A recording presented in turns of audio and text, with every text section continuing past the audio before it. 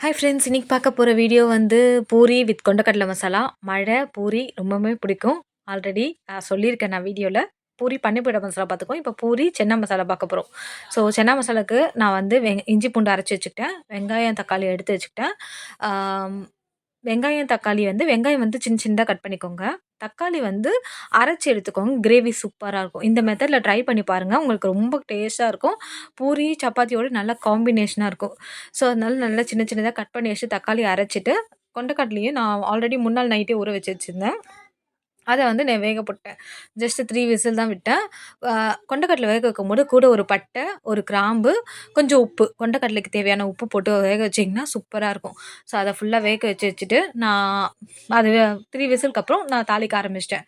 So, அதுக்கு வந்து ஒரு பேன்ல எண்ணெய் ஊத்திட்டு, கரம் மசாலாஸ் ஐட்டம்ஸ்லாம் போட்டுட்டு, அது கூட வெங்காயம், கொஞ்சம் உப்பு. நாங்க வந்து கொண்டைக்கடலைக்கு மட்டும் தான் போட்டேன். எங்க கிரேவிக்கு உப்பு போட்டுட்டு, அத நல்லா வதக்கிக்கோங்க. கூடவே இஞ்சி பூண்டு பேஸ்ட் போட்டு நல்லா கோல்டன் ப்ரவுன் வர வரை வதக்கிக்கோங்க.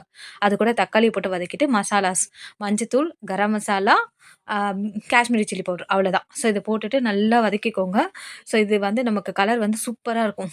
இத நல்லா வதக்கிட்டு, அத நல்லா ஒரு பச்சை வாசனை ஸ்மெல் போன உடனே கொஞ்சம் எண்ணெய் பிரிஞ்சு வரும். அப்போ வந்து கொண்டைக்கடலையும், அந்த வேக வச்ச தண்ணியும் ஊத்திட்டு, உங்களுக்கு எவ்வளோ கன்சிஸ்டன்சி வேணுமோ அந்த அளவுக்கு தண்ணிய ஊத்திட்டு, நல்லா கொதிக்க விடுங்க. மேக்ஸிமம் 7 மினிட்ஸ் ஆச்சும் ஆகும். அது நல்லா கொதிச்சு வரதுக்கு.